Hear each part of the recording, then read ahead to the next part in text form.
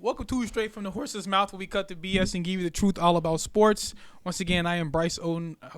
Normally I'm hosted with Bryce Davis. Today we have a special guest, the man who taught me everything I need to know about basketball, about sports, coached me when I was younger.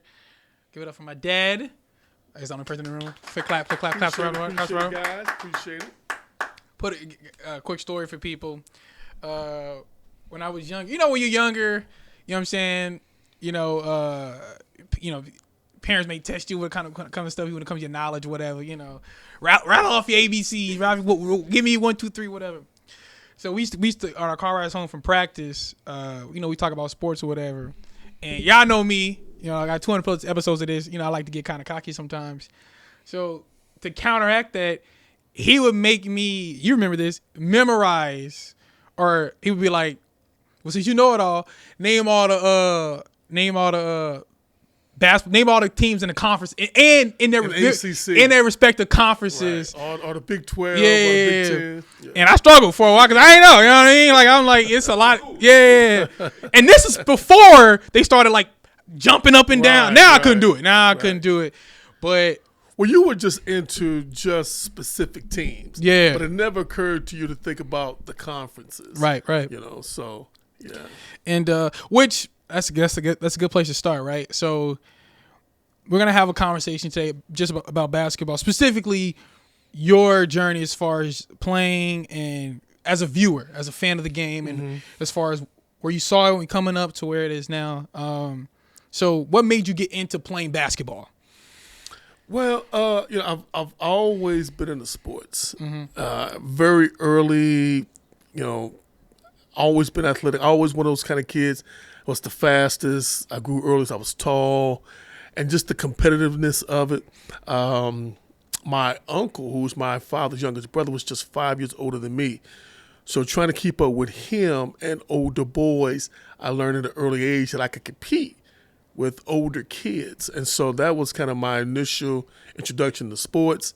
Mom didn't want me to play football.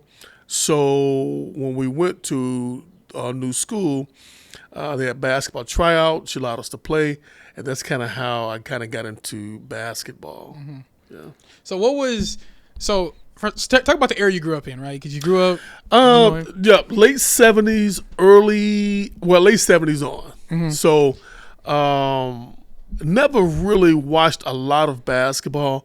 I watched a lot of football. I remember watching 74 Super Bowl with Pittsburgh, so I've always been a Pittsburgh fan up to now. I remember Archie Griffith winning the Heisman 74, 75. Ohio State. So I had to be like 7 or 8. I mean, I would literally sit in front of the TV at 7 or 8 and watch a complete game. I was just enthralled with it. So football was really my favorite sport. But when I really started getting into basketball, it was probably about 79. I kept hearing this thing about Bird and Magic, and then the dichotomy that came with that. And so from that point on, it just seemed like it took off. And then that's really right around the time I started playing sports, about 78, 79. So, that's kind of how I kind of got into it, was good at it, stayed with it. I was the kind of kid that would get sports books, go to the library, buy books on basketball, sports, and would just read it and just visualize certain things that were happening. What would you get? What was you reading? What publications? What a particular public? It would just be random books. I like sports. So anything that had to do with sports, whether it was mostly local, I kind of stayed with. Was never a huge pro guy. And then kind of got into college, because college seemed to be a little bit more attainable, a little bit more, it was the amateur aspect of it. It was the fact that anything can happen, and that appealed to me.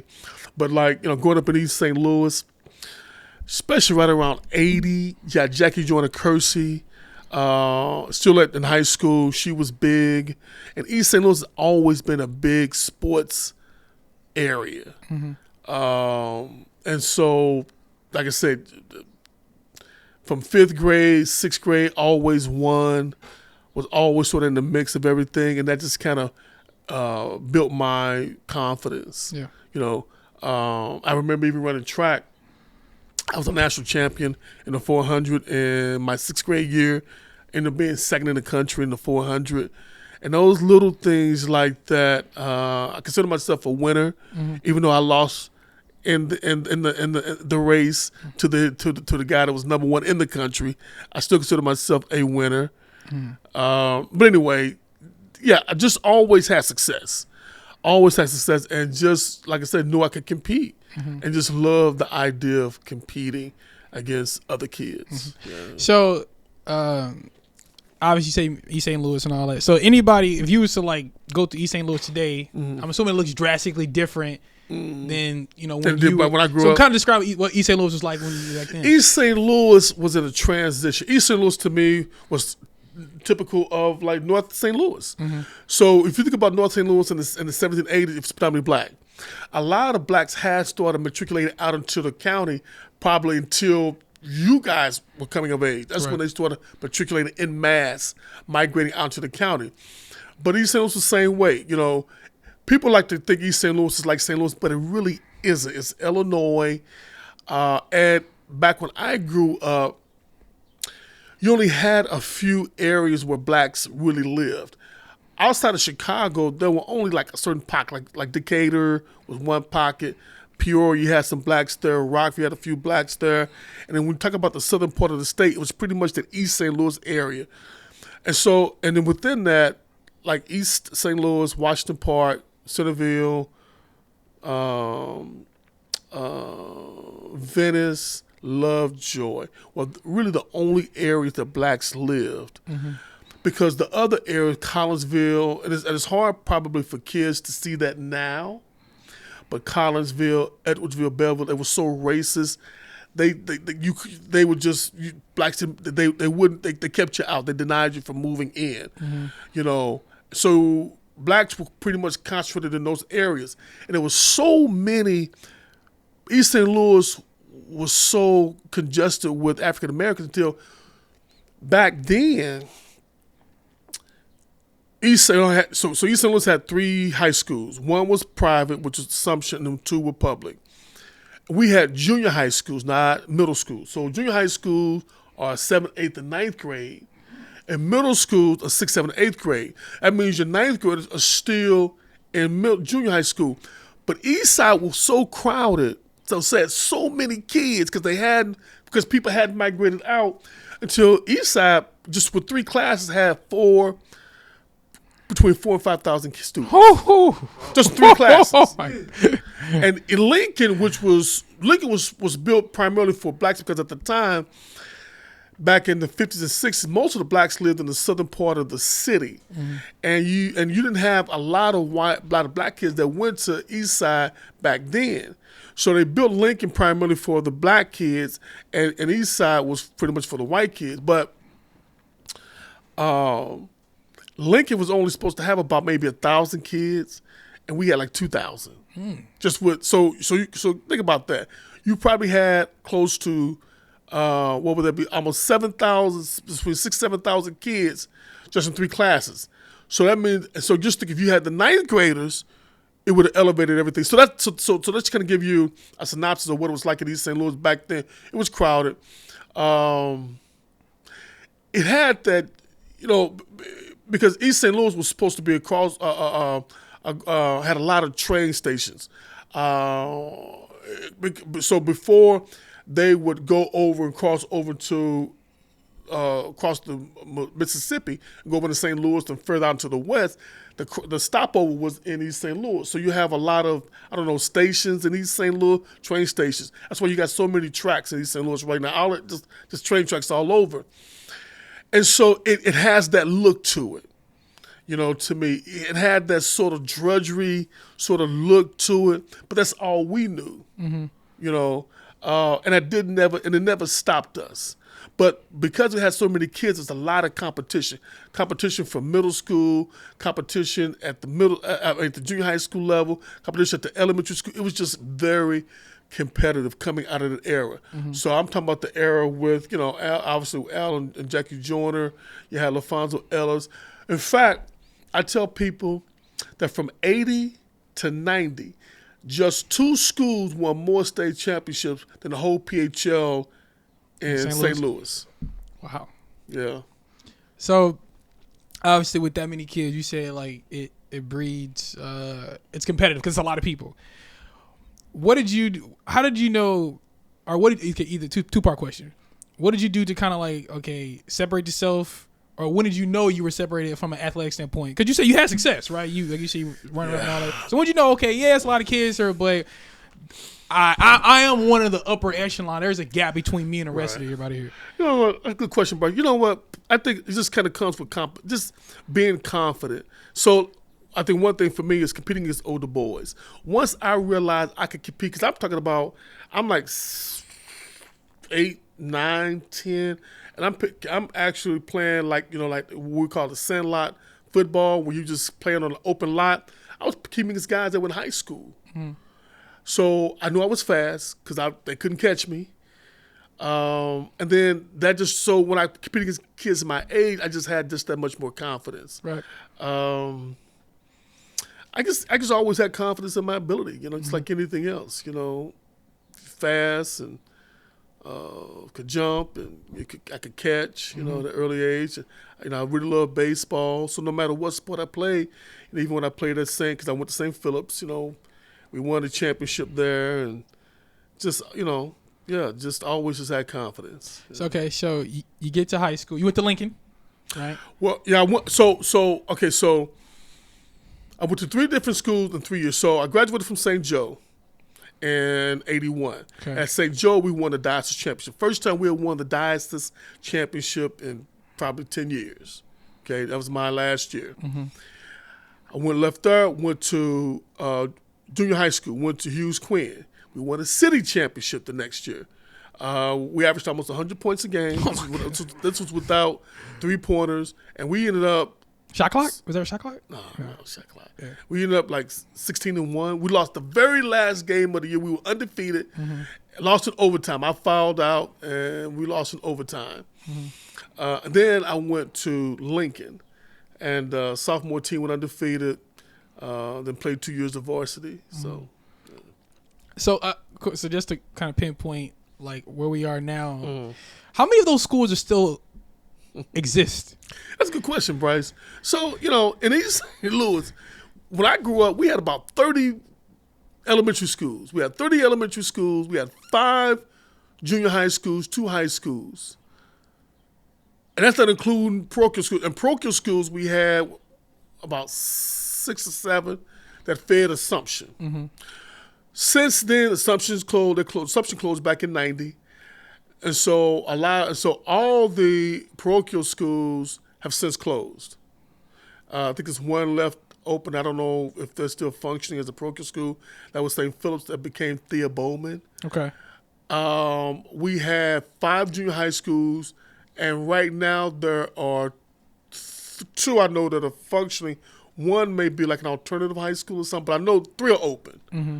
And then in elementary schools, there's only 5 out of 30. Wow. Yeah, 5 out of 30. And then out of the high school, it was 3. It's only, actually, it used to be 4. Mm-hmm. It was St. Teresa. They closed back in the 70s. And that was an all-girls school. Some used to be all-boys school, but enrollment started going down, so they combined them. So they closed St. Teresa. Then Assumption would close about 15 years later. And then 8 years later, Lincoln would close. Wow. So within a 25-year span, yeah. Because the only middle school that has Lincoln's name is the Lincoln Middle School. Yeah. That's correct. That's correct, Bryce. And so, but that's due to, so going back to your original question about migration. So once black people started migrating out of East St. Louis, this is about the 90s, again, kind of coincided with what's happening in St. Louis or the Missouri area with North County and North St. Louis. Once black people started migrating out of the city, that's when you started seeing a huge decline. And then you started seeing they started migrating to Belleville and Collinsville and Shiloh and O'Fallon and et cetera, et cetera. Yeah. So, you're in high school. Obviously, you get there your sophomore year. At that point, what sport are you like? Okay, this is probably my dominant sport. Was it track and basketball, or had you selected yet? Or you still trying to figure it out? Well, because my mother. Okay, so my two best sports players growing up was football and baseball. Those were my two loves. But my mother didn't want us to play football. So right around my 10 years old, my mother and father separated. And I said to say that had a big impact in sports because I was like fourth grade. And the next year is when you start playing school sports. Right. And so, had they stayed together, my father probably would have allowed us to play football. What was it about football? Like, what? It's just one of them things I was good at. I played it early, and I liked football. I loved it. I just started playing basketball. Basketball was like, it was the only sport at the school. Gotcha. The only sport? Yeah, that's St. Joseph. Wow. Okay. Yeah. It's the only sport at the school. So I love sports. So let's just play sports. Do something right. So first year, it takes a minute to learn. But by that next year, we were the second best team in the league, and I think we would have lost like 3 or 4 games. Okay. And we won. We got second in the diocese and went to the diocese championship, which is the big deal. But football and baseball, I grew up playing baseball. See, back it was a different time, guys. It's not like it is now. Now, kids play sports year round. You can play basketball year round. Hockey, believe it or not, year round. Baseball year round. Fall ball, summer camp, spring ball, summer. Right. Then every sport had its season. So when football ended in, say, October or November, it was it. You went to basketball. When basketball ended in February or March, that was it. You went to baseball. When baseball ended, sometime in the middle of summer, some kids ran track. But every sport. So what that did was it built, I thought, better athletes because you wasn't using the same muscles year round.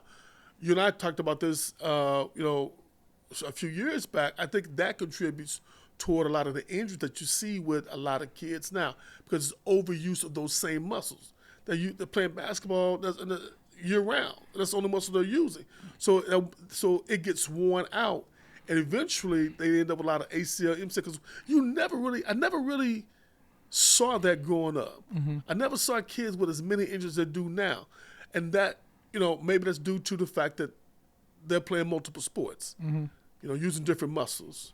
So for me, baseball and football were the better sports, but my coach. So when I went to St. Philip's, parents separated, went to St. Joseph the next year.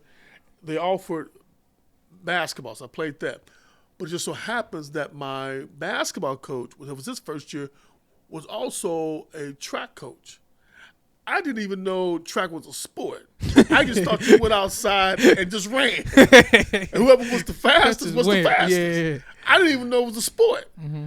And so he was a track coach. He had a summer youth program. So we ran that, didn't like it. It was hot, What was the name? You remember the name? BT Express was it, but the trailers. The trailer, okay. East St. Louis trailers. Okay.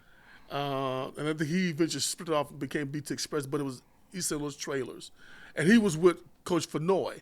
Coach Fenoy had the girls, and then he and Coach Brooks, Coach Ward had the boys. Mm-hmm. So my first shot ran, wasn't that good. Still learning, wasn't that into it. We're doing all this running. I'm like, man, I don't want to do this. But by that next year, I caught on, and that's when I got second in the country. What you run in? What 400. I ran the 200. The 400 got third in the 200, and got second in the 400. Okay. So that's just shows you how good I was. I went from not wanting to run to being a national champion. Mm-hmm. So, and ran track from that point till into my college days. Mm-hmm.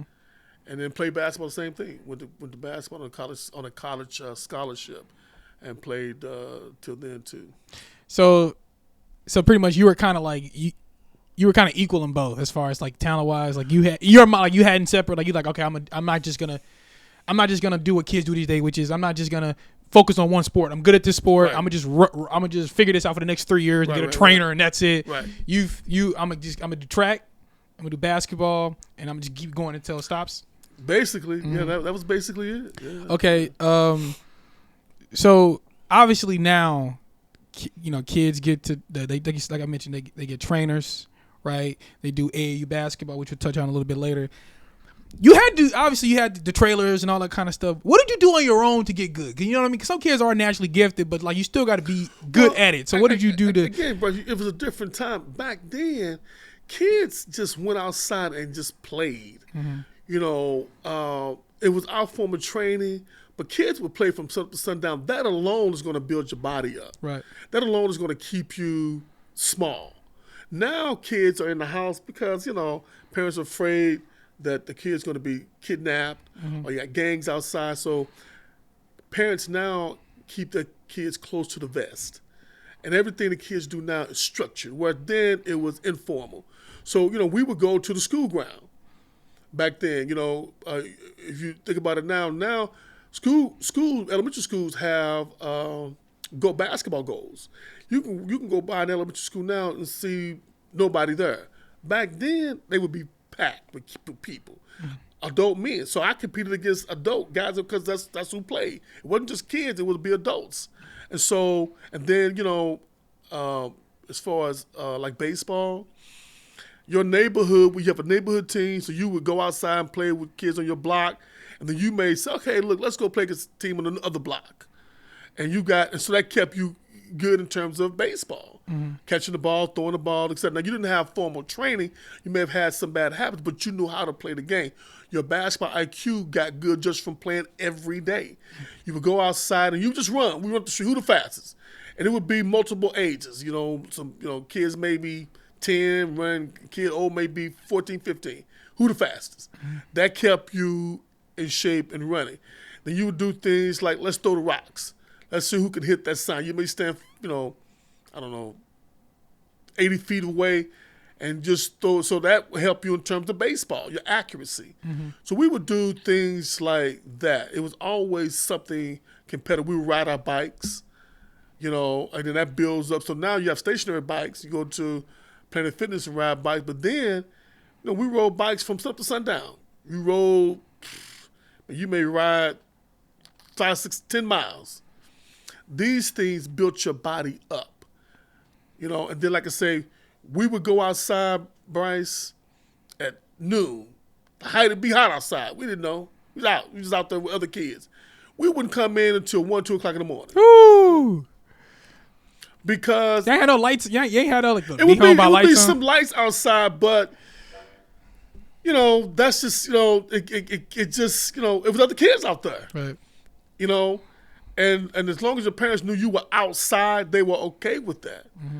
And in fact, if your parents called you in to eat dinner, you thought that they did you an injustice. You would just huff and puff, just eat dinner. Yeah. Because you was out there with other kids. We'd be playing kickball.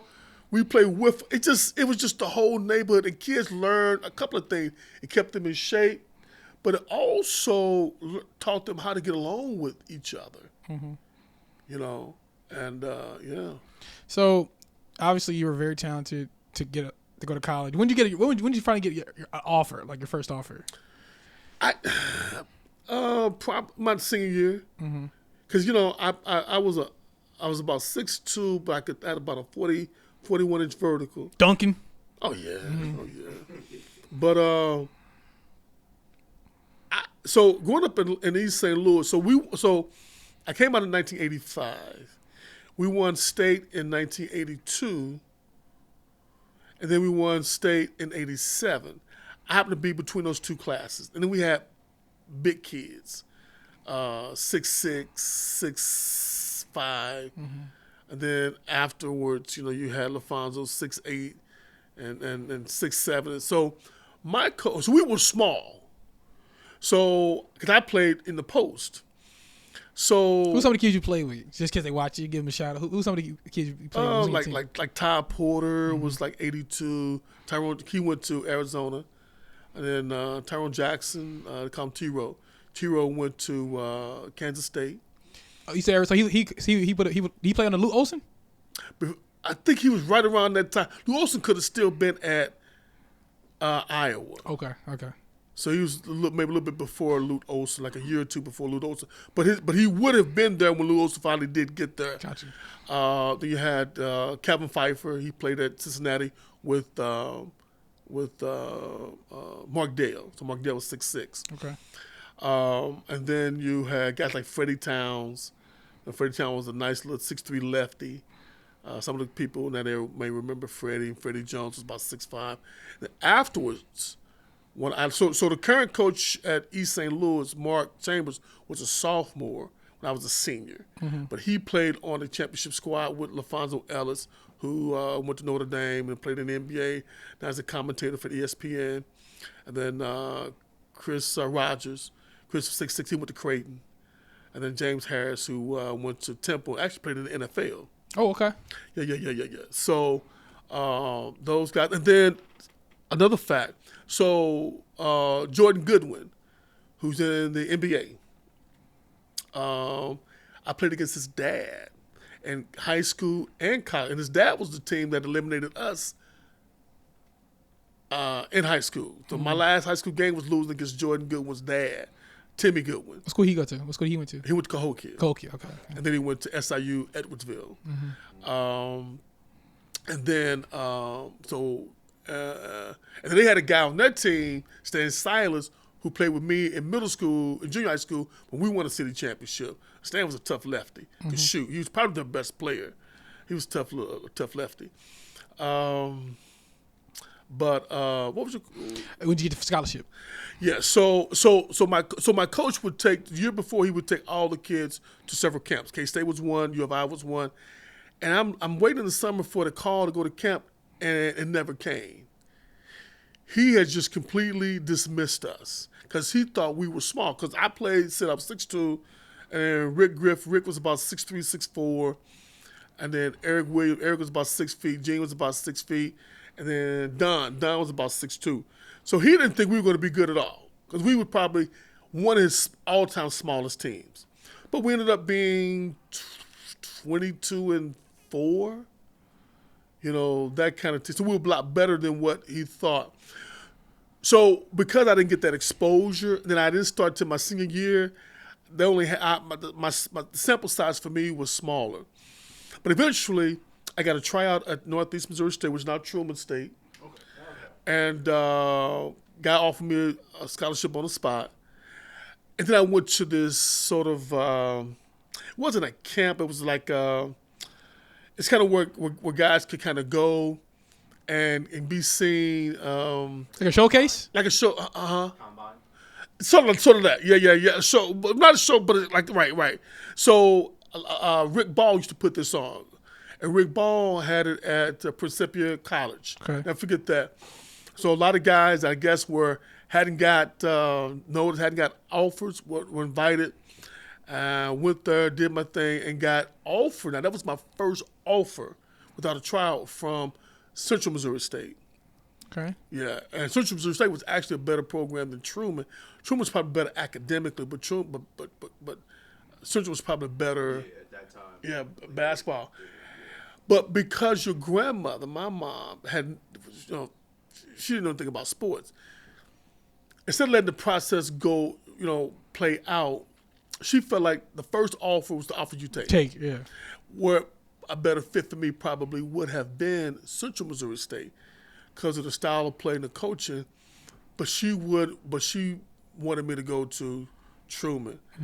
And so I ended up signing with Truman, which was an okay experience at best. One thing I want to double back on real quick before we move to your college stuff is obviously, like you said, where you lived in the area was predominantly black, all black. Yeah, I'm assuming y'all did play the white schools, or did you not? Not as much because Lincoln was independent. So East Side was a part of the Southwest Conference. So they played the Collinsville, Edwardsville, Beverly East, Beverly West, Alton. O'Fallon wasn't in the conference at the time. They played those schools, right? And those schools those were the white kids, right? But we were independent. So that means we could select the teams we played. So we played a lot of the PHL. I always call us the PHL to the East. Okay. Because we played pretty much all the PHL teams. We played Northwest. We played Roosevelt. We played Vashon. We played Beaumont. We played O'Fallon, which is now Gateway or Gateway STEM. So and we played them home and home. And their style of play was completely different than playing in the Southwest Conference. Theirs was a lot more aggressive, a lot more upbeat. They would go to Kansas City and play the PHL teams out of there, like Southeast and Paseo, those schools. And we would play Cahokia. So Cahokia was predominantly black. They had maybe one or two white kids. We played East Side. We played Assumption. And then if we were in a tournament, we may play some predominantly white squads. Mm-hmm. And we played it in the DeSmet tournament. Okay. So we played DeSmet. So the only time we would get a chance to play predominantly white schools would be if we played in a tournament or we were in the playoffs. Who are some of the PHL guys that people may know that? Oh man, yeah, they got. Give us a few names. Vashon was tough. They had Antonio.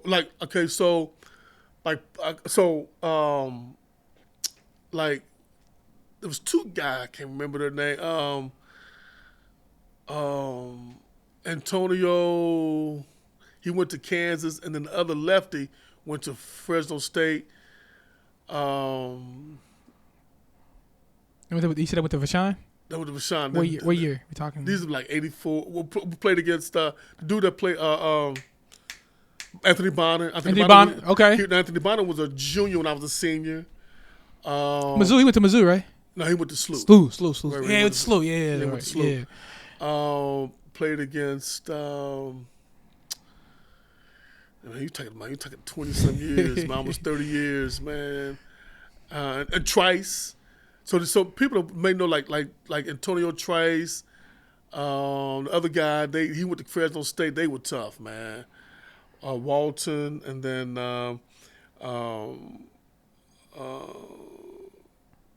Soldan was tough. Okay. Soldan had three kid. What was his name? Light-skinned kid. He went to Kansas State, and then they had Polk. So the Polk that played the guard for back in like 2004, that was his dad. Okay. And then Jones, Anthony Jones, he went to SLU, nice Lagoon. He played at Vashon. And then they had the big 6'7" kid that went to Southwest Missouri State, which is now Missouri State. He was big. And then Charles Bledsoe that played at Kansas State. He played with your cousin's dad. Okay. David Swingler. He played with him, so they were on the same team. Craig Upchurch, 6'8". He was tough. Mm-hmm. He was tough, and there was a few other guys I can't remember, but good friend of mine, Andre Ivy, him, and Robert Ursher, they were tough. I remember them. I was a sophomore when they were seniors.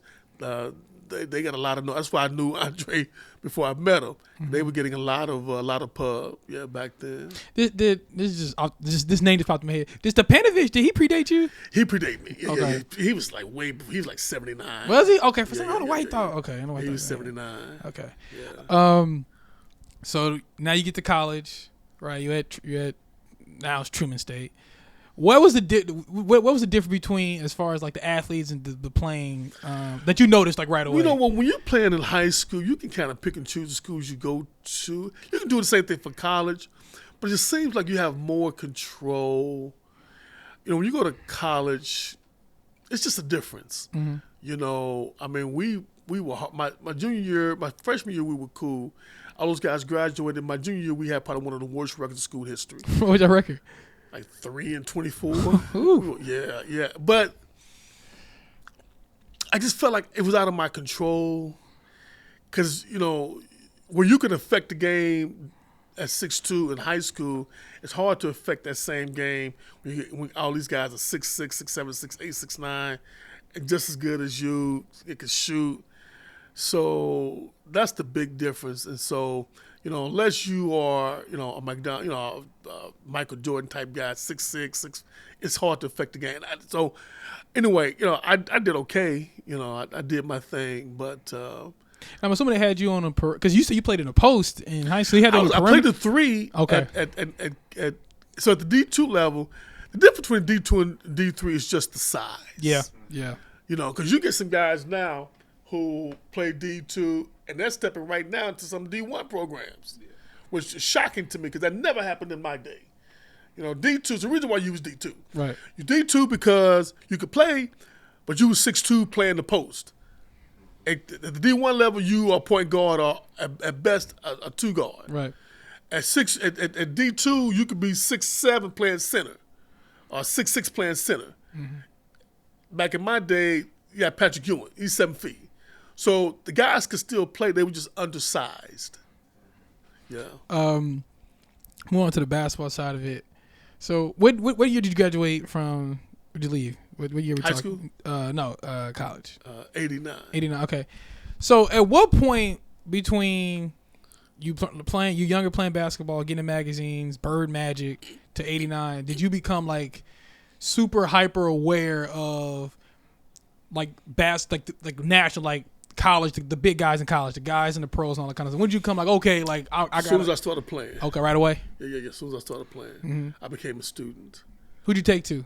Like, who's your favorite player? Like right away. I like DePaul. Okay.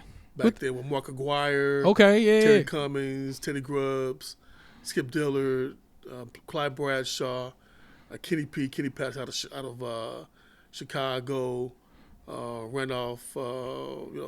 Those guys were my guys. The uniforms were tight. Mm-hmm. But the first cast I saw that came up with the uniforms that hung down. They from Illinois. Aguirre was smooth. That was my team, man. Mm-hmm. I also like you. I've always, like you said, overall, UCLA's probably always been my best team mm-hmm. from top to bottom. No matter what sport, I'm always pulling for UCLA. I did like Notre Dame. Football back then. They had 81. They were actually decent. They were probably better then to some degree than they are now. But like Kelly Shapuka, Orlando Woolridge, Tracy Jackson. John Paxson was on those squads. Mm-hmm. Bill Laimbeer actually was probably 78 when they went to the Final Four. Or when they went to the Final Fours when they had Bill Laimbeer, believe it or not. But that was I was a Notre Dame guy, David Rivers, those kind of cats. But those were independent squads. Mm-hmm. They went in the conference. So Marquette, so Marquette, DePaul, Notre Dame were independents. Okay. Yeah. And see, back then they didn't have ESPN, so you only got to see. So they would show you, like on the weekend, they would show you a regional game, and they may show you one national game. So you may get 2 games the whole weekend, mm-hmm. maybe 3 games. So and then the advent of the Big East kind of propelled ESPN. But if you didn't have cable, you didn't get those Big East games. Mm-hmm. But.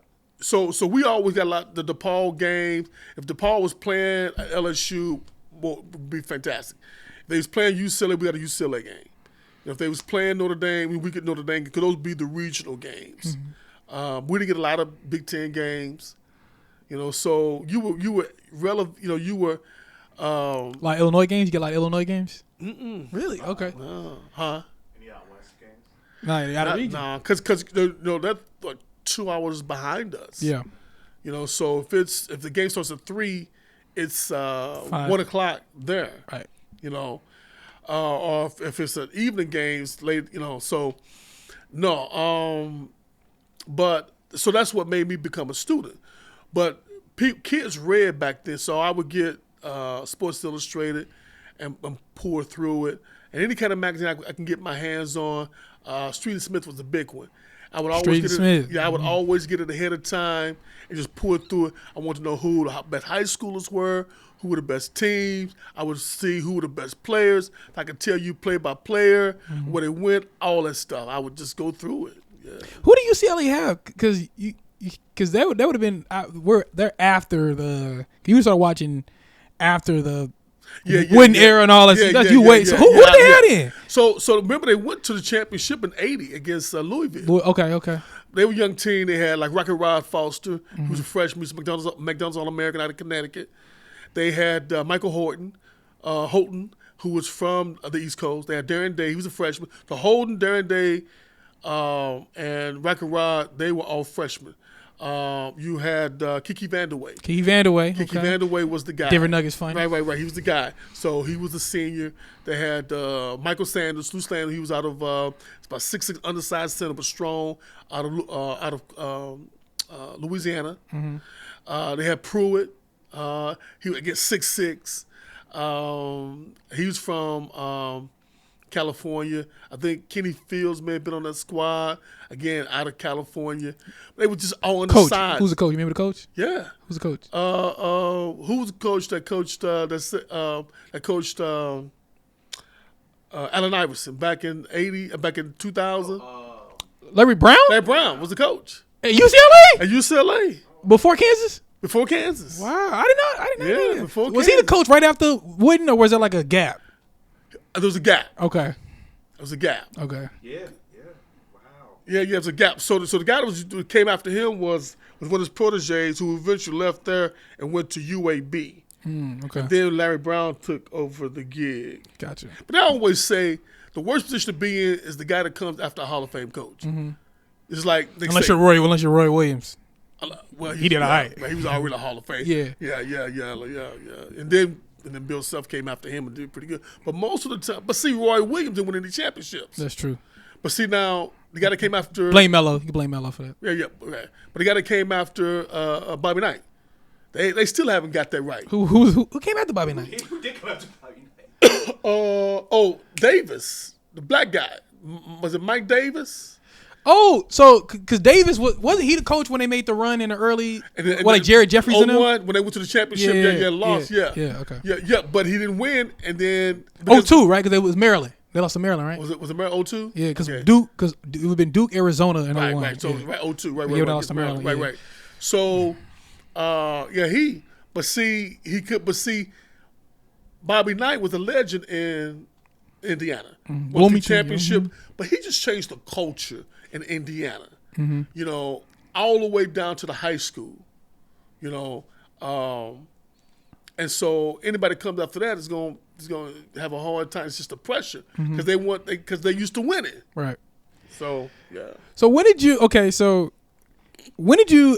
did you ever get into like the pro basketball game as far as like a heavy or as I've gotten older, I have as I've gotten more disenchanted with the collegiate game, I've gotten more into the pro game. So let's get to the 90s in college basketball. You still into a heavy? You still into it? Yeah. Who was you like in the 90s? Who was you rocking with in the 90s? Again, I was always a UCLA guy.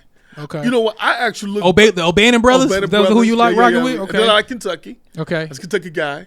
Like Rex Chapman. So when Pitino turned him around in '92, okay. You know, Mashburn and Phelps and who was the little guard that hit Wood? Was it Woods that hit that floating running floater before Christian Laettner hit the jump shot? Yeah. He took a squad that nobody expected and got them all the way to the regional championships. But UCLA guy, Kentucky guy. You know what? I was a huge Jim Jackson. I like Ohio State because I like Jim Jackson. Really? Jim Jackson? Okay. Jim Jackson was my boy, Jim Jackson, man. okay. I just like something about he was smooth game. Fellow Dallas Maverick. Yeah. Coming out of Ohio, out of Toledo. Jim Jackson was a smooth cat. Always was an Illinois guy. So, you know, even to this day, obviously being from Illinois. Right. Illinois guy. Mizzou was okay. I was never a Norm Stewart kind of guy. Norm Stewart to me seemed like he was from the forgotten time, that old school white coach to me. But he was a good coach and could recruit. And but the Flying Illini of '89 going to Kentucky, I was a fan of that. Nick Anderson, was he there? Who? Nick Anderson, was he at? Oh yeah, '89, yeah. Nick Anderson. Remember, I introduced you to Battle. Remember, we went to Chicago. Yeah. Remember, that's how I was. So Battle. Hamilton. No, that was my generation. Larry Smith came out. I played against him. He was from Alton. Okay. We beat them. Yeah. So Larry Smith, Bardo, again, I don't know, Nick Anderson, Marcus Liberty, Irvin Small, Battle. Yeah, those cats. So this 90s, I was rocking with them. So were you okay? So when people talk about Kentucky, when people talk about college basketball in the '90s, there are like some teams that are kind of seminal. You didn't mention none of these teams.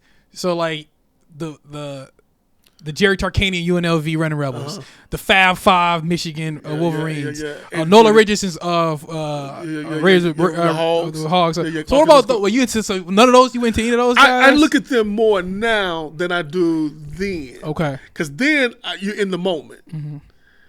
So you're just rocking with your squad because you're in the moment. Right. Now looking back, I can look back. Like for example, I was never a Indiana fan. But one of my favorite teams to watch now is that 92, 91, 92, 93 Indiana team with Calvin Chaney. Calvin Chaney was a smooth lefty, man. And believe it or not, I think they should have beaten, in that 92, I think that they had as good a team as Duke. Yeah, we Duke won there, yeah. They had a lot of McDonald Americans on that squad, the Indiana squad. Mm-hmm. I find myself watching them. Just the whole era. I watched even the Florida team from that went to the Final Four in '93. I watched them. What they had? Dan Cross, who's from Carbondale. Okay. Nobody in particular. Just remember that era and just trying to figure out how did they get to the Final Four. Right. See, I'm looking at it like that. Yeah. Antonio McDyess, that played at Alabama at the time, huge fan of his. Mm-hmm. Chris Jackson. I remember some of those early 90s squads from LSU. Stanley Roberts. And for anybody, Shaq. let me cut you off. Anybody don't know who Chris Jackson is? He no longer goes by Chris Jackson. Right. He goes by Mahmoud Abdul-Rauf. Right. Go look up his story and all that. But he played with Shaq in LSU. Yeah. Hell, still to this day, I think he's the best freshman guard coming to college of all time. Ever. D Rose. Better than D Rose. Look at the D Rose. If you look at D Rose as a freshman, he needed the mother cats. Mm-hmm. D Rose was good. The D Rose we see that eventually became the MVP was not that D Rose, believe it or not. He was athletic. Yeah, it was. But even in high school, he was never a big scorer. Mm-hmm. And he made, like I watched them when they played against Tennessee. Right. He made a lot of mistakes. Chris Jackson came out the gate busting 50. Whew. Chris Jackson, and he wasn't taller than about 6 feet, wasn't overly athletic, but Chris Jackson had straight handle and crossover, through the legs, crossover, he up, boom. Mm-hmm. He was just tough. Yeah. Never seen anything like him. Not Iverson, not I was about to say Iverson, not Kyrie, not nobody. Out the gate. I'm talking about day one. Dang. He busting day one. Steve Francis was pretty good out the gate. Dang. Watch this. But Steve Francis came out of JC. Yeah, came out of JC. Yeah. I'm talking about a true freshman out the gate. Never seen anything like it. Wow. It was somebody else, another team I was getting ready to say that North Carolina. I was a huge North Carolina fan and won it at 93. Thanks, Chris Webber. Yeah. Huge fan coming through. With Hubert Davis. We went on that squad, but they had Donald Williams. Shaved head. And who was Phelps was the point guard. Mm-hmm. Montrose, Eric Montrose. Yeah. But see, think about Dean. Dean would have, if he had a 12-man squad, 8 of them would be McDonald Americans. This is why I get on people. So just kind of retract a little bit. This is what I tell people about the difference between Michael Jordan and LeBron. People forget this.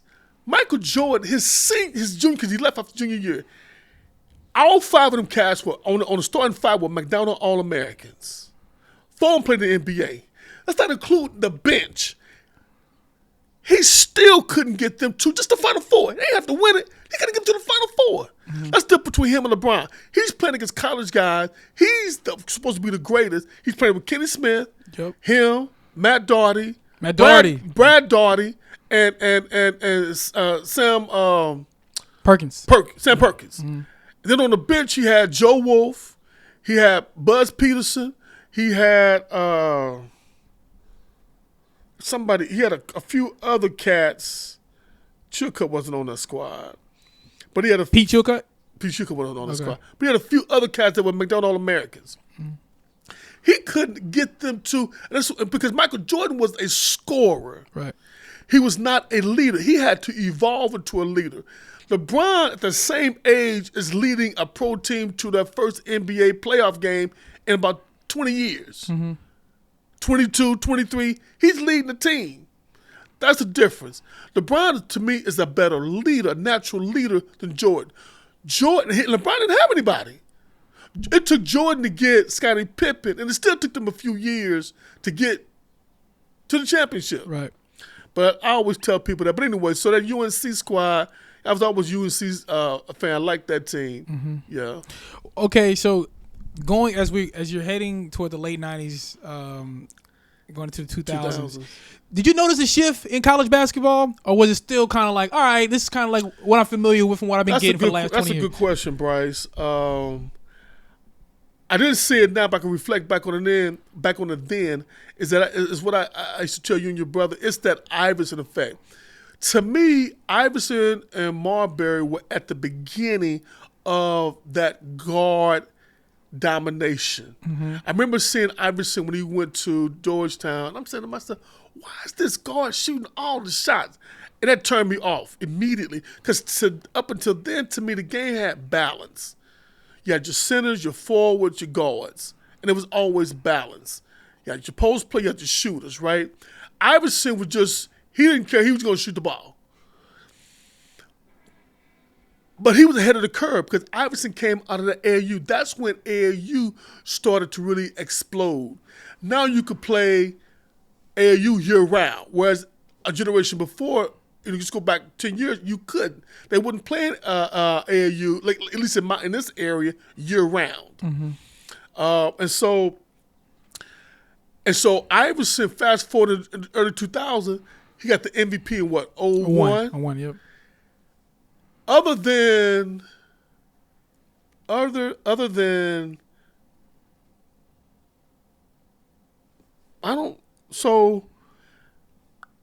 after Iverson won the MVP, you've had a litany of point guards win the MVP. Whereas before Iverson, other than Oscar Robertson, I don't think you ever had a point guard to win the MVP. Magic, you count Magic. Well, to me, Magic was a one-off. Okay. He's 6'8", 6'9" point guard, like he is now. You don't find, Yeah. But he was a one-off. But to me, he was a forward. He was a point forward, to me, more so than a point guard. So you never have point guard. Point guards would be maybe your second or third option. Now with Iverson, your point guard is your number one option. And that didn't happen before him. And so after that, now you're getting Nash. Now you're getting D-Rose. Now you're getting Steph Curry, point guards. Which before then you didn't get point guards that were MVPs or your number one option. So that changed, and so you started seeing that, and then you started seeing the downplay of the big man, especially the American big man. So Shaq won it in 2000. I was trying to sit and think, did Dwayne Wade win MVP? No. Right. So then I'm trying to think, what was the next American big man? I was trying to go through the non-forward. You're talking about like non-forward, like a center. Center or power forward. Okay, because KG won. Duncan won. Okay. Yeah. Well, Duncan's actually Virgin Islands. For the Virgin Islands. But KG won in 04. Right. Yeah. So, yeah. So, yeah. So think about that. Before that, you had a lot of Bird. Yeah. David Robinson, Charles Barkley, Karl Malone. Yeah. See what I'm talking about? Right. All the way, going all the way back. Centers, you're talking about Elijah One. You're talking about Kareem. Yeah. You're talking about Elvin Hayes, going back to the 70s. Bill Walton. Cowens, Bill Waltons. Right. So now you're sitting. Moses Malone. Don't want to forget about him. People always forget about Moses Malone. You said Moses Malone. Oh, Moses Malone. Yeah, Moses Malone. Yeah. So, and you still have great guards. You still have Isaiah. I say if Isaiah was born in the wrong time, if Isaiah Thomas had been born now oh my God, he'd be a different player. He probably won at least 2. He still got 2. No, MVPs. Oh, MVPs. Got you. He didn't even sniff it. Yeah. Because he was surrounded by other players. You know, the Barclays and Birds and Magic Johnson, all those guys, Michael Jordans. You know, but now he'd be in his element. It's funny because the whole guard thing. Tiny Archibald, who led the league in scoring and assists in the same year. As somebody who, born in '95, come afterwards. When I go back and look at some of these teams, the first people that get brought up on some of these college teams are guards, right? When people talk about that Duke 01 team, they talk about Jay Williams. When people talk about that Michigan State team that won, they talk about Mateen Cleaves. When people talk about that 2002 team in Maryland, they talk about what's the 2 guys out of Maryland? They had 2 of them. They had Steve Blake, Steve Blake, and then they had what was the other guard? Oh my God, 6'4". Yeah, but I forgot his name, but hopefully it'll come to me. But like those guys start coming up first, which I'm assuming probably decade plus prior. Chris Paul, we're talking about Chris Paul, Wake Forest, right? Like all these, even at Kansas, Kirk Heinrich will pop up. You know what I'm saying? Like so. You start hearing Walker. Yeah. So they started taking, and even guys who people may not know, even guys who didn't win a championship, but like just going and watching as a fan, D. Williams, at Illinois, AC Law from Texas A&M, you know what I'm saying? Jordan Farmar from UCLA, Collison, Drew Holiday. Yeah, all these guys who would get top billing first. Raymond Felton, you know what I'm saying? All these guys would get top billing. JJ Redick, I'm watching them right now.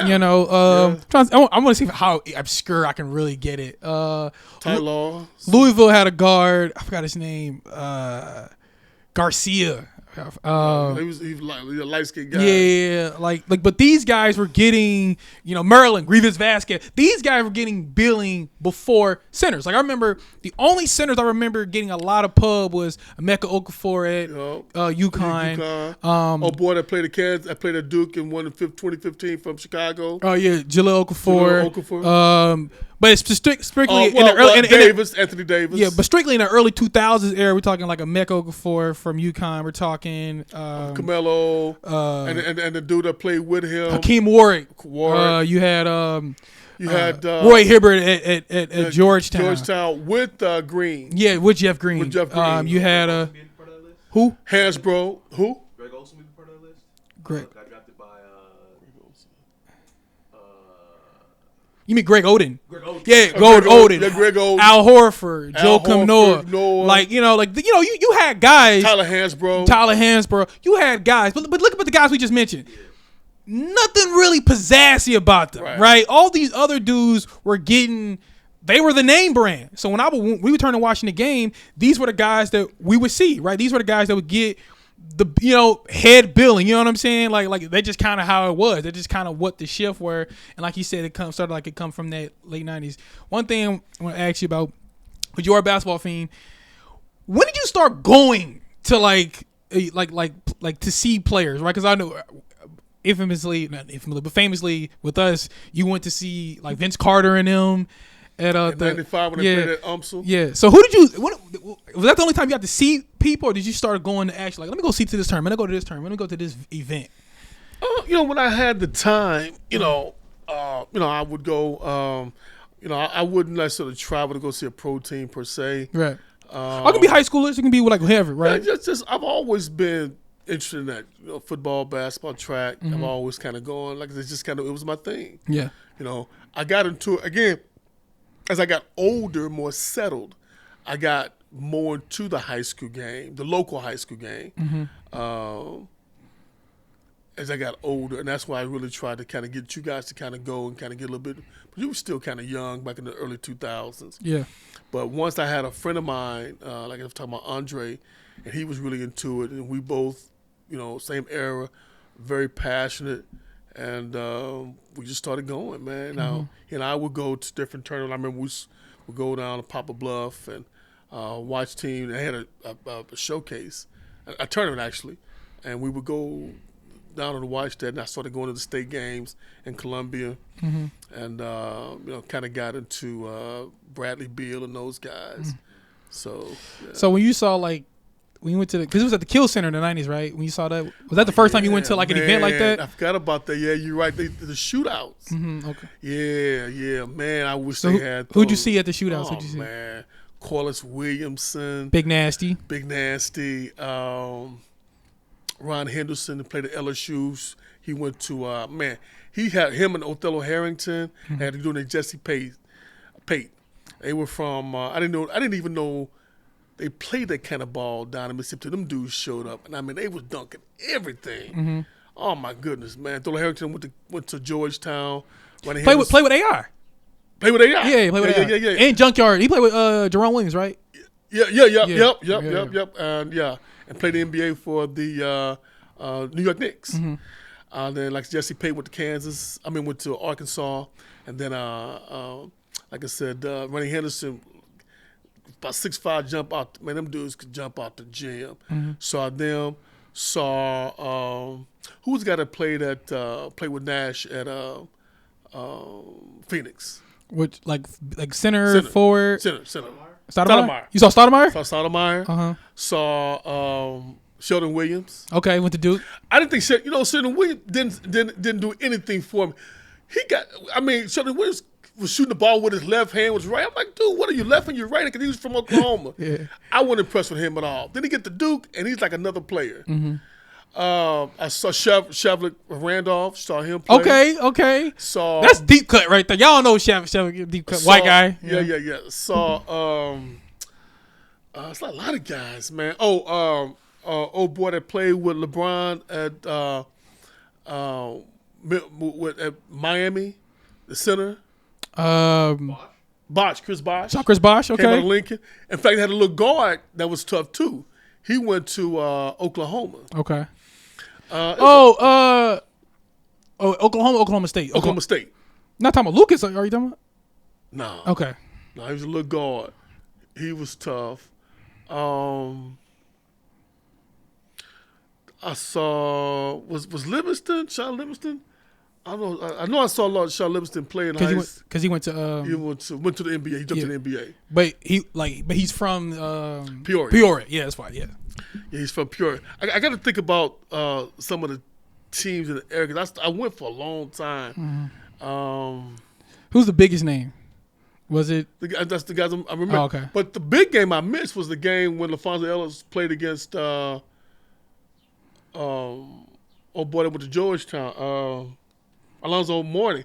This is when it was at the Kill. And so that was one of the best games of all time. Yeah, that was a hell of a game. So what was that event with KG and Carter? What was that? That was the McDonald's All-American You game. did go to that? I went there. Okay. Was Paul Pierce there too? Or? Paul Pierce. Okay. So you saw KG, Vince Carter, Paul Pierce. Okay. Billups that went to Michigan. Chauncey Billups. Chauncey Billups, but another guy, what's the other guy, the little guard, he was from Maryland. He went to Michigan. Who else was in there? Hood. I think that went to Kansas. He was from Kansas City. Tractor Trailer, I think, was on that squad. Tractor Trailer. Albert White. Rest in peace. Yeah, Albert White. Transferred to Mizzou. I think he was on there. Juan Dixon. That's who it was. Juan Dixon. That's gonna bother. I'm sorry. That was gonna bother me. It was just in my head while you talking. I'm like, who was the other dude from Maryland? Juan Dixon. Yeah, Kevin Garnett. I forgot who else was on the team. Like I said, it's been about 20 years. Yeah. But Vince Carter could jump out the gym even then. You saw the dunk contest? Yeah, man. Yeah. So, all right. So we get to the 2000s for basketball. At that point, you're coaching us. So we're fully ingrained. AAU culture is fully ingrained in the United States. At this point, by the early 2000s, it's fully ingrained. Right. You're coaching us. It's the AAU you would recognize now. now. You're coaching us. Are you, at that point, aware of the, I don't want to say ramifications, but are you aware of the effects of what AAU is doing to like basketball? Or are you just kind of like, you're just I'm in the flow. You're in the flow, okay. So this started off actually one of the coach. And in fact, I never even thought I would even coach you guys because at the time I was actually coaching at the high school level. Right, Roosevelt. So I didn't really have a lot of time. When I got you guys started, I didn't like the coach that you had at that time. You were like second grade, and BJ was like third grade. And I just said to myself, you know what, I could do a much better job. V-Spirit? You talking about V-Spirit days? V-Spirit. Mm-hmm. They had the female coaching, and it was unorganized. And then the little guard, he took all the shots.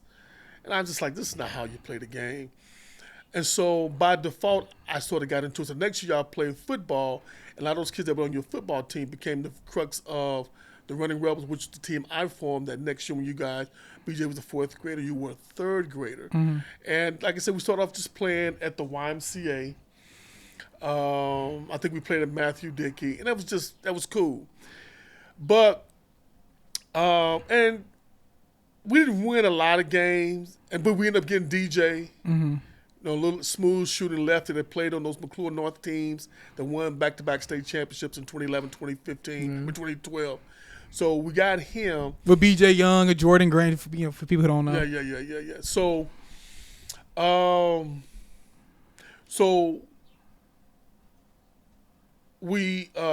that was fourth grade. And so we didn't have a winning record, but you guys were competitive. Mm-hmm.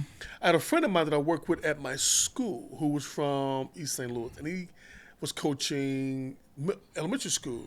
And he said, man, I got a couple of kids, but I got a really big kid I think you would really like.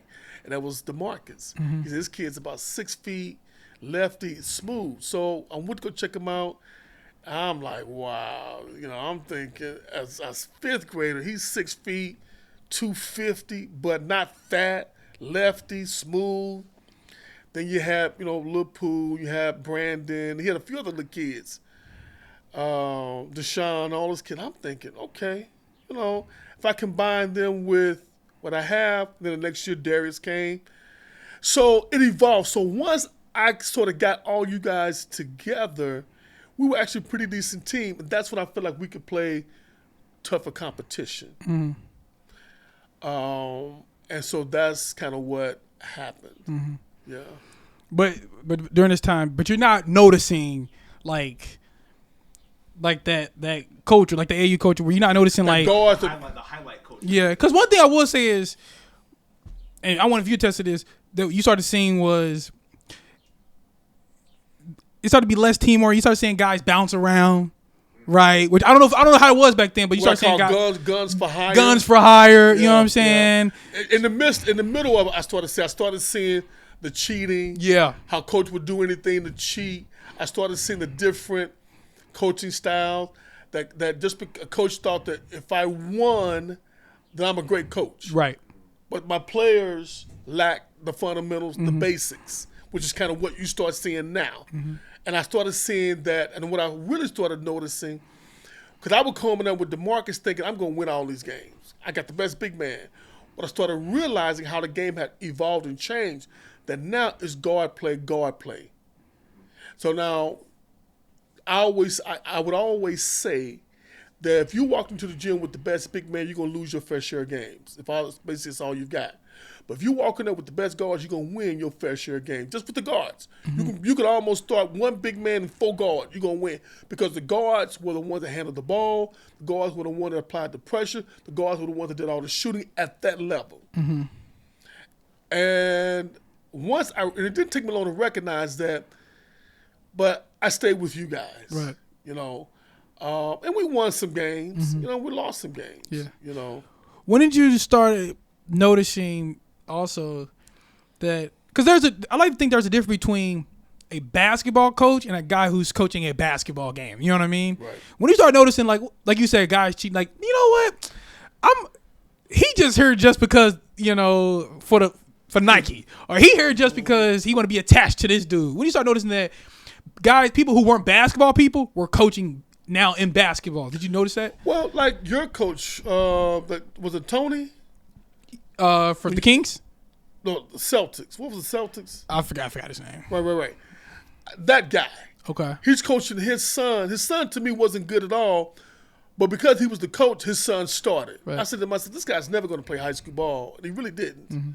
But and then when BJ played with the Prophets, Chuck, his son, Chuck son went to McClure North.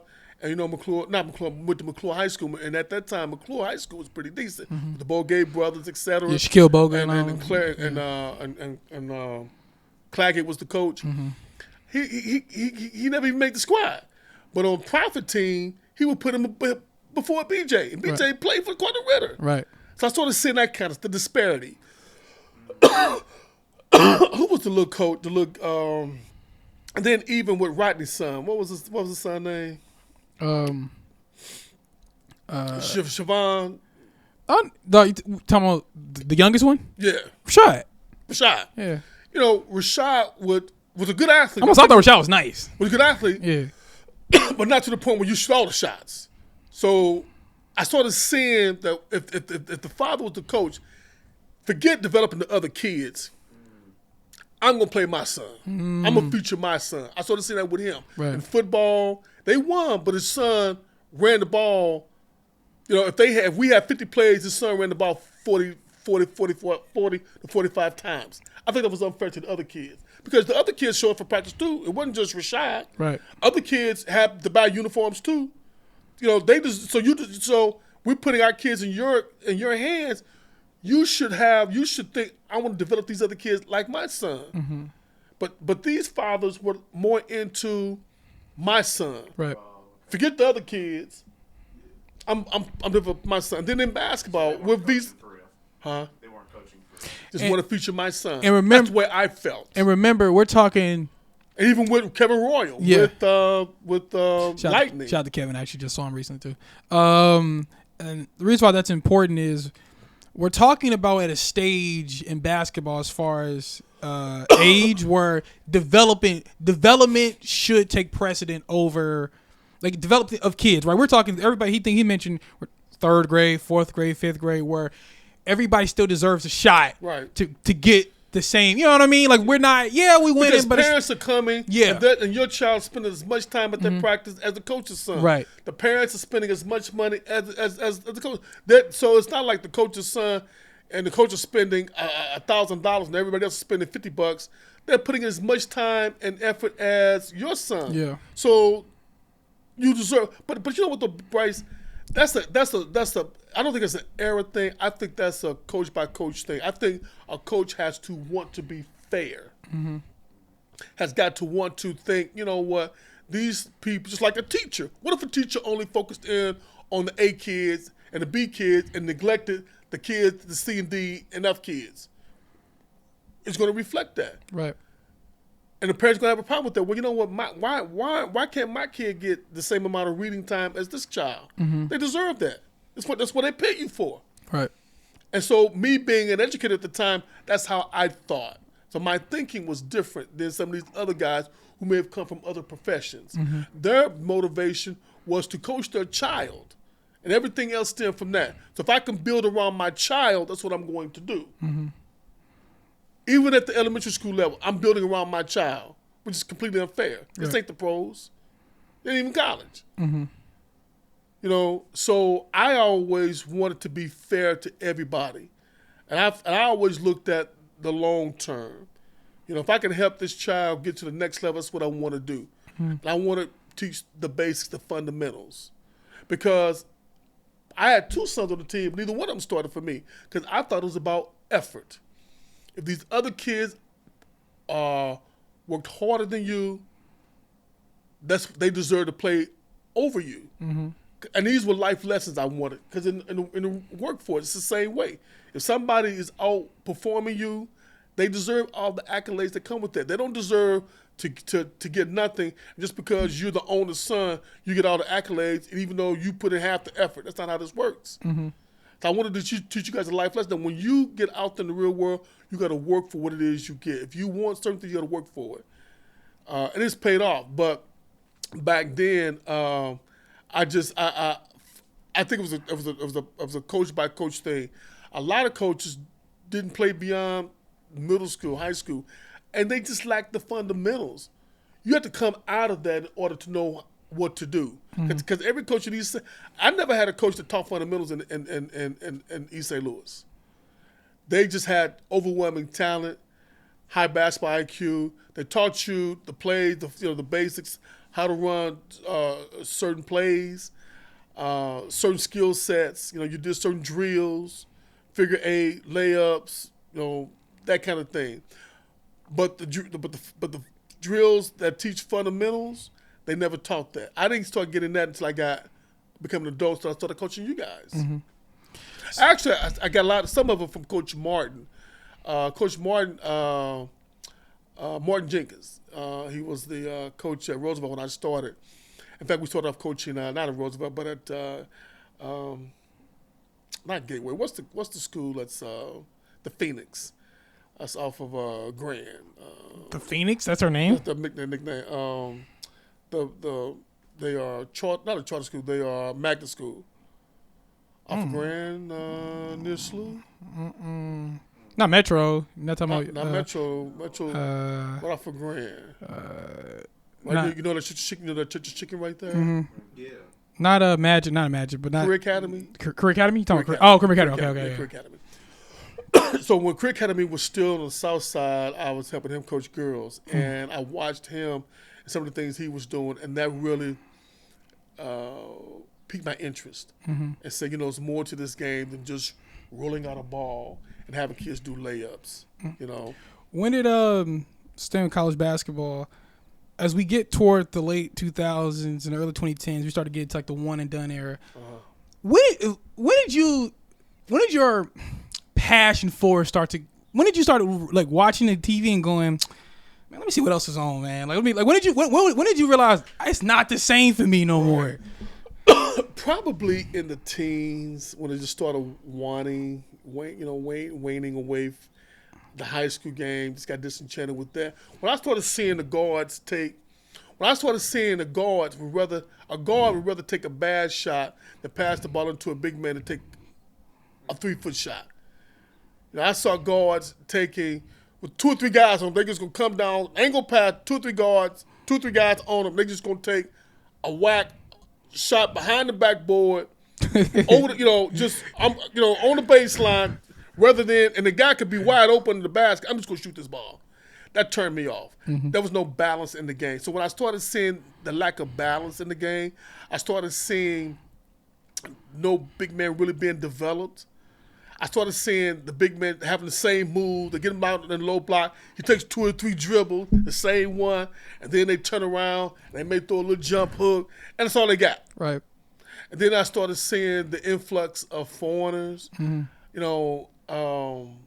don't not to take away from the foreigners, but they got a different game than we have. Right.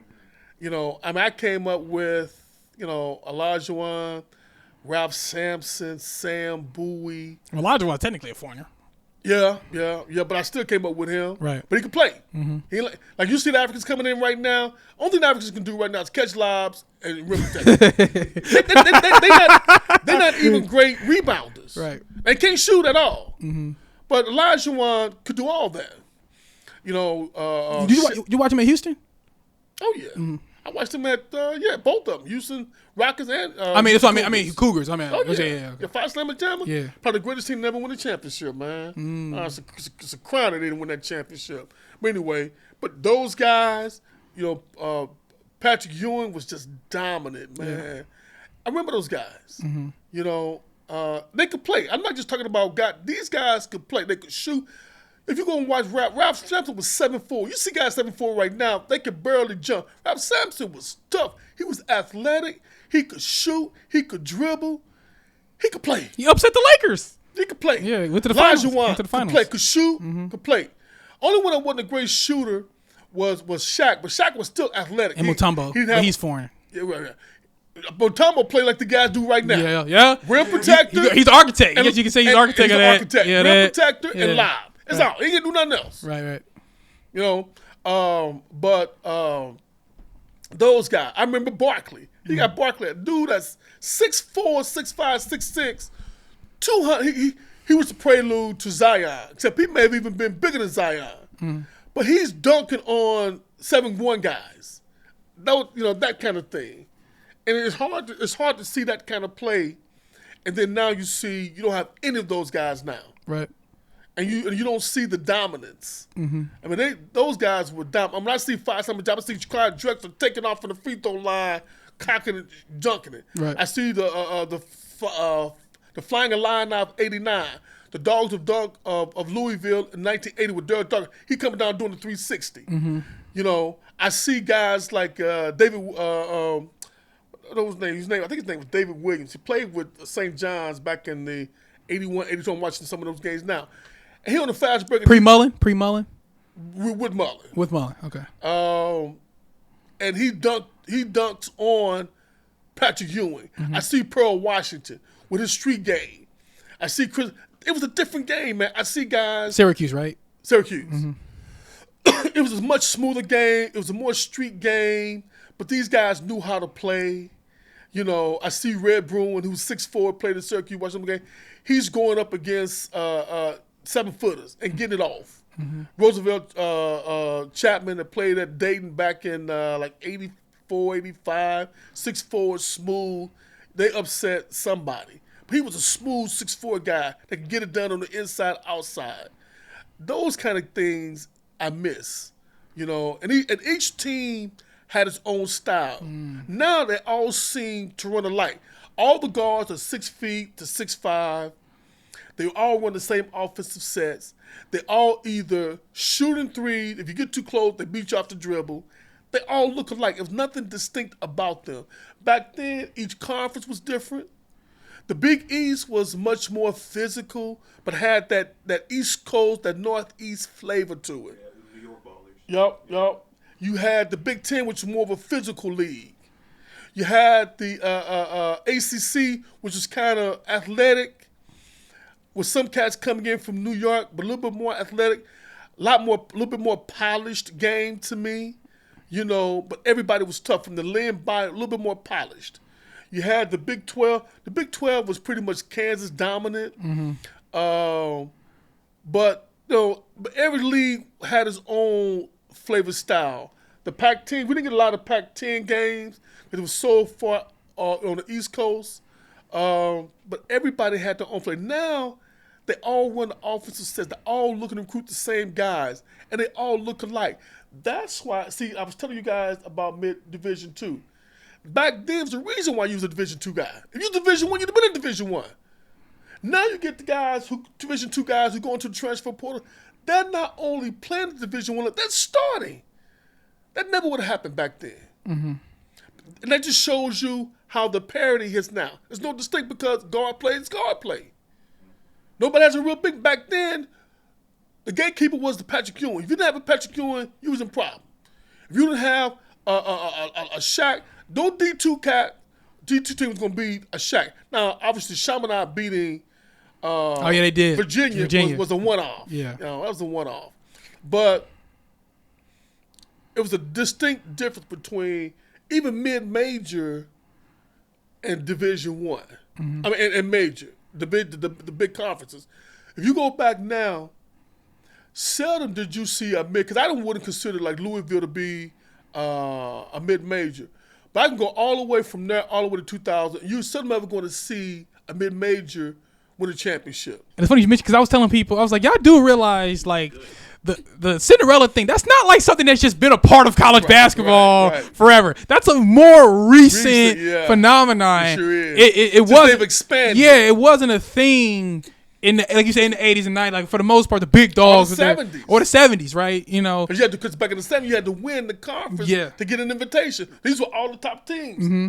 You know, and so the mid-major. Now, you did have, in 79, you did have Penn. They got to the Final Four. They got blew out, and I think Rutgers went in 76. Mm-hmm. I think Rutgers, when they were undefeated in regular season, I think they got to the Final Four, and they were independent at the time. And before people get mad saying, well, what about, some of these... Obviously, integration played a part. People gonna throw out San Francisco with Bill Russell. You gotta be that is a caveat, but that's different too. Let me go back to what you said. I wouldn't necessarily say upsets because as I'm thinking through the 70s, for example, like Jacksonville, when they had Artis Gilmore. But that's what I mentioned. Like, it's important that we mention that. And in Providence, when they had Marvin Webster. Okay. And the little guard, DeGregorio. Right. DeGregor, a little white guard, he was tough. Oh yeah, I'm gonna say you. Providence, When they ain't DeGregor, you got to be white. Right, they were independent. Villanova went, I think, in 70. And Memphis went in like 71. Mm-hmm. So and at the time, Memphis was probably, I don't think they weren't in a major conference. They were probably, I don't know if they were in the Metro, I don't know if the Metro was, or they were independent at the time. Mm-hmm. I'm not sure. So you've always had, but I guess, to me, when you talk about major, you just talk about the major conference. You talk about at the time with the Big 8, Big 10, Pac-8, ACC, the Southwest Conference. Southwest, yeah. SEC. That's mainly Texas school. If people don't know, Southwest Conference. That's mainly all the Texas schools. And Arkansas. And Arkansas, yeah. Right. And then there was no big. Then back then in the 70s, there was no Big East. Right. But one caveat I want to throw out to people was the reason why I feel like you kind of got to be skewed when it comes to the 60s to 70s was because of the race thing. We were more scattered out. That's a good point. Yeah, you know what I mean? Well, we were still at the HBCU level. Right, we still at the HBCU level. And that's for football and basketball. And they didn't start allowing the influx of black athletes until the 70s. Yeah. And it's still and we were still, but still, those old tendencies, so just guys still recruiting. The difference between it being allowed and guys actively recruiting going to these black neighborhoods and communities, getting these kids. Bryce, you made a good point. And I never put this together, but I think that things would have been different with UCLA, one of those 10, if they had allowed some of those black athletes to go to some of those other schools. Mm-hmm. Maybe UCLA wouldn't have won, because UCLA was probably one of the few schools that had a lot of black players. Mm-hmm. And I hadn't thought about that really until you mentioned that. Yeah. One last thing I want to touch on, because it's probably one of the most important. I give you credit for this. Obviously now it's 2025, and all the hype and the craze is about women's basketball and where it's going. But you were on it early. We used to talk about you, like, we go see the women game. I was like, you know what I mean? I'm good. I'm cool, right? When did you start to come like more into women's basketball, and talk about that, your journey with women's basketball, and getting into it more, because you did coach it as well. Right. So it goes back to what I'm trying to tell you. So coming from East St. Louis, we've always had great girl sports. Mm-hmm. Always. Again, when I came on the scene, Jackie Joyner was there. So the first state playoff game in Illinois for girls, I think, was either 77 or 78. And I want to say Jackie and them went there her sophomore year, and they lost. They didn't make it a junior year, and they won it her senior year. So, in basketball? In basketball. Okay, I know she hoop. Okay. So. Volleyball, basketball, and track. She's a pure athlete. Just right, pure right. athlete. Yeah, just pure athlete. Yeah. And you had like our teams were good, like Deborah Thurston. She went to UCLA. She was 6 feet. She was tough. Barbara Gilmore was 6'1". Our girls could play. Mm-hmm. They could play. And then in track, from the time Jackie got there in 78 until about 91, 92, they won every state championship in track except one. Oh, my God. They won like 13 out of 14 years. Sheesh. And then, and so we always had good girl sports. When I was there, we had, like in 82, for example, Lincoln girls had like Tina Hutchinson. Tina Hutchinson, right now, I didn't realize that she was a McDonald's All-American, 6'2", from Mississippi, came up, could flat out ball, and to go to San Diego State. To this day, she had the third highest freshman basketball average of all time as a freshman female coming into college ball. In college? As a freshman girl, I think she had like 23 points as a freshman. Jeez. And then she was 6'2", 6'3", and then we had Tony Wallace. Tony was about 6'3", 6'. She's actually taller than me. I'm 6'2". Tony was about 6'3", 6'4". We had girls that could play, man. Mm-hmm. So I was always indoctrinated into girls playing sports early. Softball, girls always play sports in East St. Louis. Right. So it was no big deal for me. You were still early on it, though, I feel like. Well, Yeah. Again, hang out with Andre. He was really kind of the catalyst for me getting back into it. Because up until now, I pretty much just been seeing boys sports. I didn't even know when the girls played until I got with him. He started going. He started taking me. Then I kind of got right back into it. Even though I did coach it. Right. So the first high school coaching job I did have was with girls, and I didn't particularly like it because girls can be temperamental, moody, emotional. And I found a lot more joy coaching the boys. But, I coached, and I think I coached that girls' team, then I coached my daughters. And so it was cool, it was okay. But to me, I just like sports. Right. To me, if you're a sports fan, you're a sports fan. I just enjoy But it's how it sports. should be. That's how it should be. I tell my sons that all the time. They don't. The one that's in front of me don't listen. He don't like girls' sport. Now I do. When does this happen? Well, we've been champions. We've been. We have started. For me, it's kind of started. I remember UCLA, Ella Deladon. That's kind of like when I opened my Delaware. Delaware. Yeah. Delaware. Yeah, Yeah. Delaware. Yeah. Oh, really? Yeah, that's when it kind of like opened up my eyes. I'm like, oh, wait a minute, it's kind of nice. I think so. For me, so I'm gonna be honest. First, it started. I'm a guy. Okay, let's get out the way. With looks, right? Turn on the TV. Like, who's this little guard from Notre Dame? Yo, who Okay. Yo, who's this? You know what I'm saying? I didn't care about her game. Who is this? Right. Obviously, I'm talking about Skylar Diggins. You know what I'm saying? Oh, yeah. I'm like, but then, and then that was in the era where Skylar Diggins, Maya Moore, and then Brittany Griner. I'm like, who is this? Oh, what is this? You know what I'm saying? Baylor. And then I remember one day I was at my grandmother's house. It was late. I was spending the night. It's like, I forgot what year is this. And UConn playing, and they had this freshman big white girl. She come in the game. I think she maybe started, but she can't. She started. She come off the bench. She killing it. I said, yo, who is this? That would be Breonna Stewart, right? Oh. I said, yo, she I still cold. like her. I said, yo, this girl cold. She a freshman. Yeah, I still like her. I said, this girl cold, right? Yeah. So, but obviously, I'm still in the league. But I'm in my college age. So now I'm really into the NBA now. So Bron, Harden, KD, Russ. I'm too deep into it. You know what I'm saying? So I got 2013 to 14, give people perspective. 2013, early 2014, 2015. Yeah. So I'm looking at women's basketball, but I'm too deep into the league. Right. And I'm still into college basketball because Duke, we on fire now. Some teams we thrive in one and done era. We thrive it, right? So we get to the late 2010s. And I'm still a big college guy because Duke is still doing really well. And then Zion plays at Duke, and then after that COVID happens, and then one day, I guess because of COVID, I got to everything stops. So I'm watching. I think it was the following year. I'm watching college basketball. I'm watching the guys play.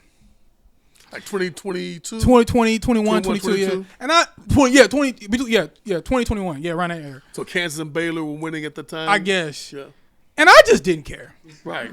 I'm watching, UCLA play, Jalen Suggs hits a shot, Gonzaga. Yeah. And I'm like, man, let me turn on the women's tournament. Let's see what they doing, because this ain't doing it for me. And the women's tournament was lit. South Carolina got it jumpy.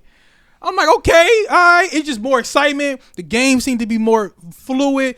It just seemed to be more pure, right? They have more. The women's game, you're not going, with the men game, okay, two things you're going to see which turns me off. The guards take all the shots. Yeah. And then the men just have no moves. Yeah.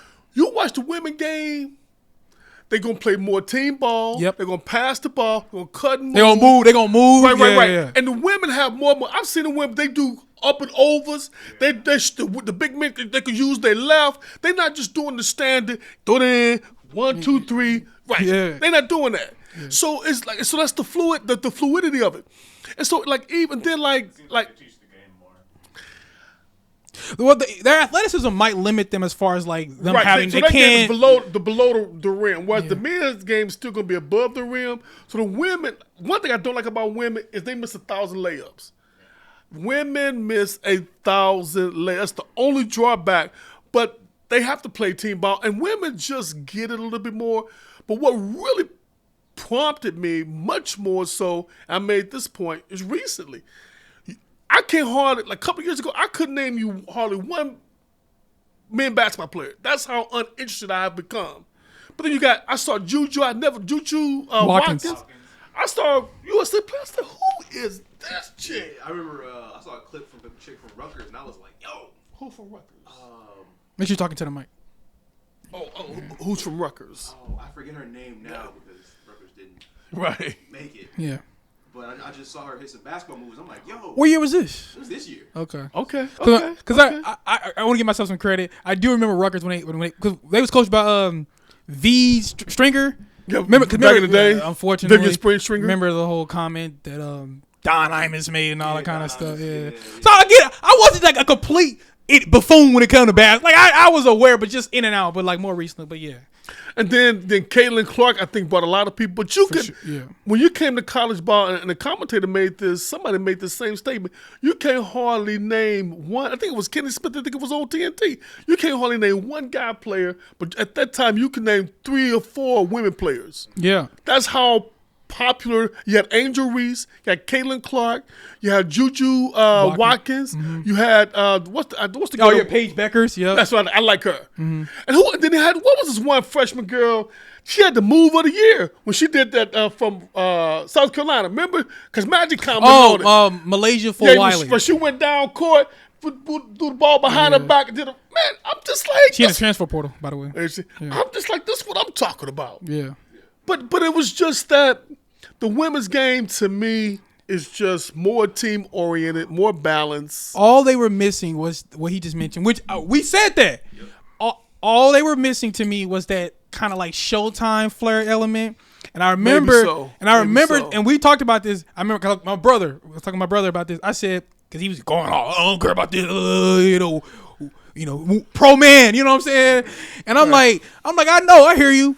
I told him, I'm like, bro, I did some research. They coming. I told him, I said, they coming. They coming. Relax. They coming now. You gonna start, they look, I said, they different. They look different. They move different. They dribble different. They shoot different. Swag different. I said, they coming. The days, don't disrespect.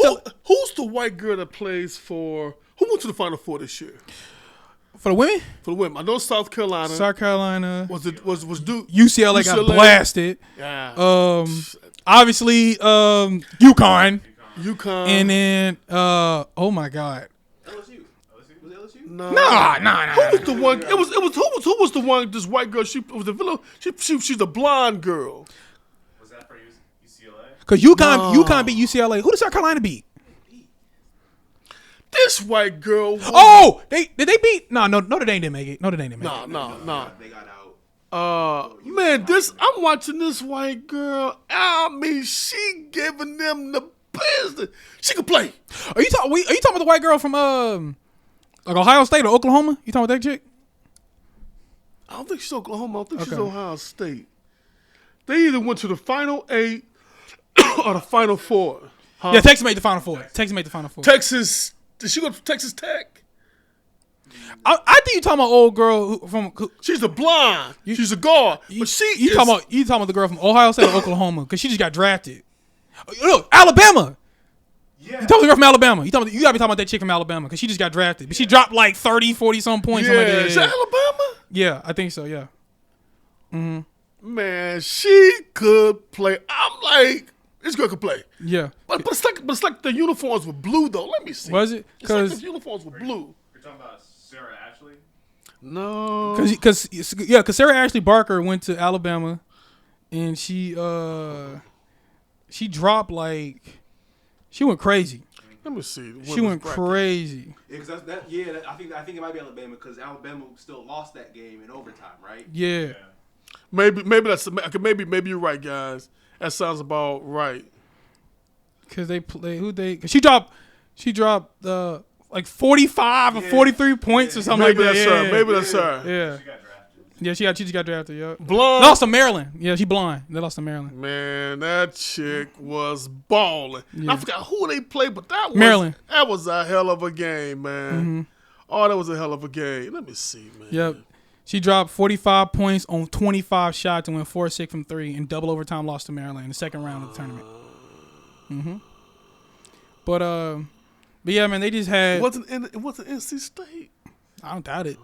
Because Sarah's the one I know who had like a standout like Game. white girl who was like, oh my god, who is this? Maybe that's her, guys. Yeah. So maybe that's But maybe that's her. anyway, man, that's all the time we have for you guys today, man. You can follow me at Facebook at Bryce Odin. You can follow me on Instagram at Bryce David Odin. And remember, you're here from the horse's mouth to listen. Ask who told you. We out. Peace.